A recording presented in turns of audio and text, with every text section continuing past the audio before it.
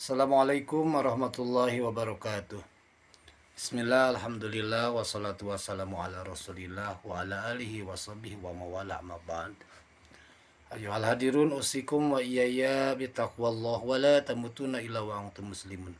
Alhamdulillah kita berjumpa kembali pada sesi atau pertemuan ke-11 pendidikan VAI luar sekolah, di mana pada kesempatan kali ini saya akan membahas tentang PKBM. PKBM ini adalah kepanjangan dari Pusat Kegiatan Belajar Masyarakat. Maka kita lebih mengenal dengan kalimat PKBM. Dan PKBM ini adalah merupakan sebuah institusi berbasis masyarakat, atau dengan istilah lain merupakan sebuah community based institution.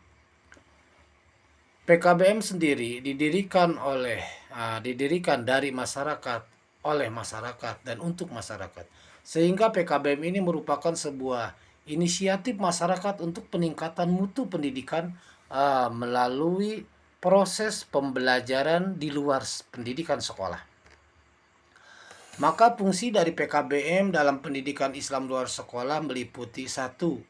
Menciptakan atau memperdayakan masyarakat agar memiliki peluang untuk belajar agama tentang apa saja sesuai dengan yang mereka butuhkan, dan memberikan kesempatan bagi semua warga masyarakat tanpa membedakan status sosial, budaya, dan yang lainnya untuk memperoleh layanan pendidikan dan dapat mengakomodir berbagai keragaman yang ada. Karena masyarakat itu sangat majemuk dan berbeda-beda status sosial atau berbeda-beda dalam kegiatan dan pekerjaannya.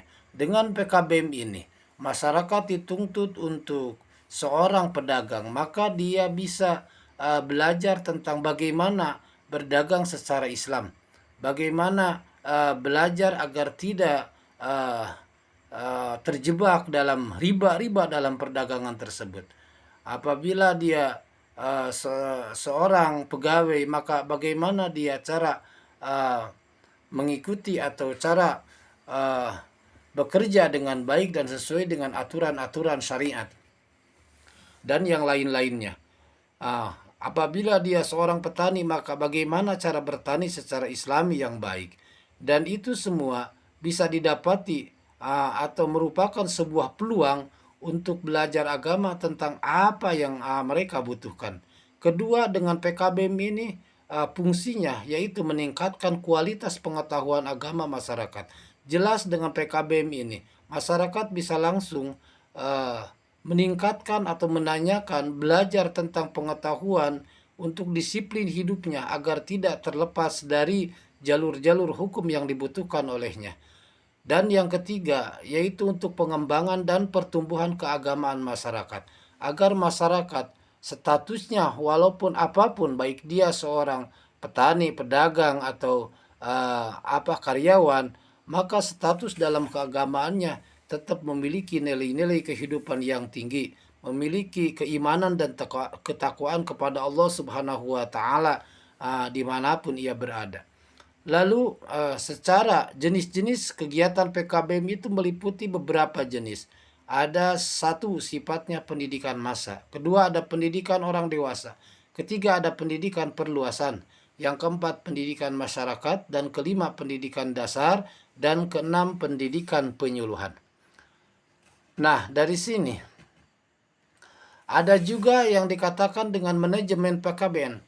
Direktorat Jenderal Pendidikan Non-Formal dan Informal dalam Undang-Undang tahun 2009 pada ayat 15 menjelaskan bahwa program yang dilaksanakan oleh PKBM minimal 3 bidang jenis. VNF yang berbeda memiliki TBM atau perpustakaan, mempunyai silabus setiap jenis program. Untuk memenuhi standar minimal pengelolaan PKBM, maka diperlukan pengelola PKBM yang memiliki kemampuan manajerial dalam mengelola program PKBM dengan baik dalam upaya untuk terakreditasinya program dan berdampak pada terakreditasinya lembaga PKBM yang dikelolanya. Maka dalam ini tentu dalam penyelenggaraan pendidikan luar sekolah ada fungsi-fungsi manajemen yang seperti kita telah jelaskan di awal. Yaitu pertama untuk identifikasi, perencanaan, pelaksanaan, perorganisasian, evaluasi, dan rencana kerja tindak lanjut atau RKTL. Untuk identifikasi, yang kita harus mengidentifikasi kebutuhan belajar, sumber belajar, dana belajar, tempat belajar, waktu belajar, dan hal-hal lain yang mendukung terselenggaranya program belajar. Nah, ini dari semenjak awal di negeri kita itu udah ada yang namanya pondok pesantren.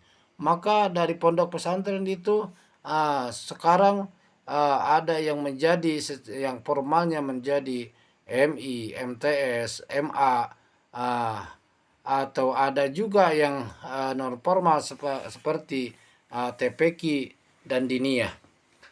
Nah, ini lalu dalam perencanaan menurut standar minimal manajemen pusat kegiatan belajar masyarakat atau SMM PKBM, perencanaan dilaksanakan dengan melakukan pendataan umum.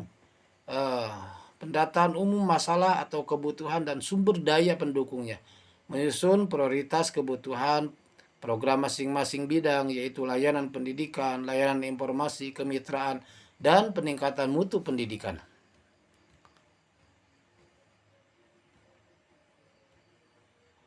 Pelaksanaan dalam bidang pendidikan, yaitu pelaksanaan PKBM ini satu untuk untuk memotivasi warga agar tetap belajar dan terus belajar.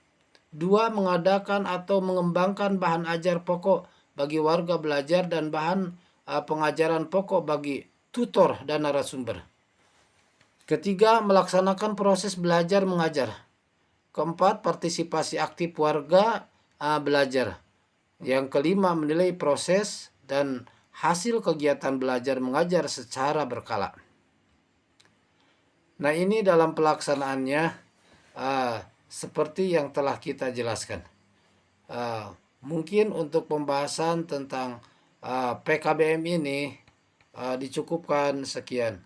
Wallahul muwaffiq ila aqwamit thoriq. Wassalamualaikum warahmatullahi wabarakatuh.